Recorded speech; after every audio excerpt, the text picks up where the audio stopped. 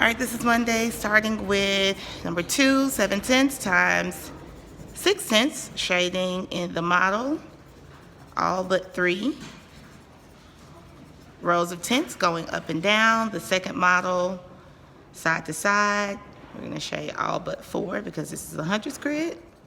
So look at 6, and everywhere we are seeing the crossover in colors within the model. This is representative of the answer, and when we multiply fractions, we multiply. Circle, circle, move it, move it. So that's 42 hundredths. Here, we have 1/6 and 1/2, so we are going to 3. Break this up, 1, 2, 3, shading the first model in, up and down, the second model side to side for 1/2, and then we are going to cross over and do what we did to one to the other. So here I'm going to make 6 groups. And now we have new equivalent fractions, 6 of the 12 here and 2 of the 12 here, and we will add them together to get 8/12, which we can simplify because they are both even. So we will divide them both by 2, which will give us 4.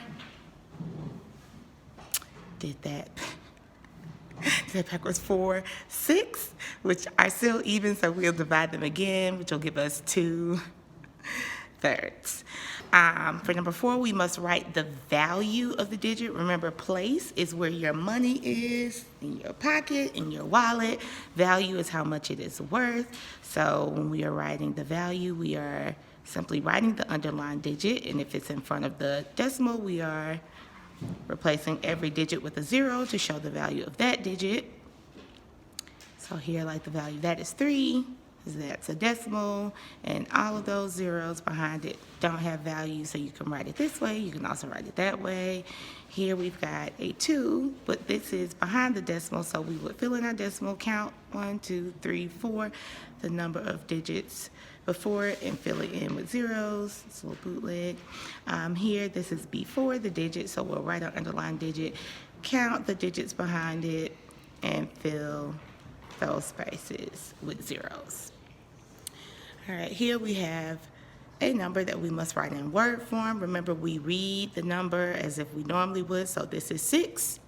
So we'll write the number 6. For the decimal, we write the word and then everything behind the decimal, we would read it like we would read a whole number, 738. So 738. And then the final piece, we need to name the decimal. So we write a 1 above the decimal and fill in with zeros. So this is the thousandth place. So we will name that final digit or thousandths with the TH at the end. Here we're going to write it in expanded form. So we'll write at the value of the 6, which is in the ones place. So 6 times 1 plus 7 times 1/10. I'm not doing a very good job with this. I'm going to grab a note card so we can see a little bit better.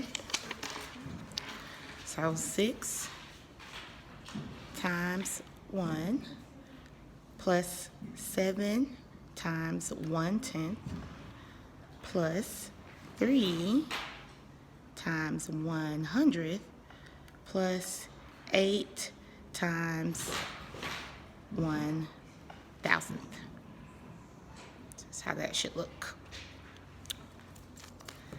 And then for number 1, which is operations and algebraic thinking, we haven't gotten to yet. We are just taking this this sentence and we are going to code it out and put it into an expression and solve it. So we have 7 less than, so we know we need to be subtracting the product, keyword for multiplication, of 4 and 6. All right, so if I'm subtracting, if my answer has to be 7 less than the product of 4 and 6, remember this word and tells us to put these two friends in the same room, so we're putting that in parentheses. We need the product, so we're going to multiply, and then we want 7 less than that, so then we'll Start here with parentheses. This is 24 minus 7.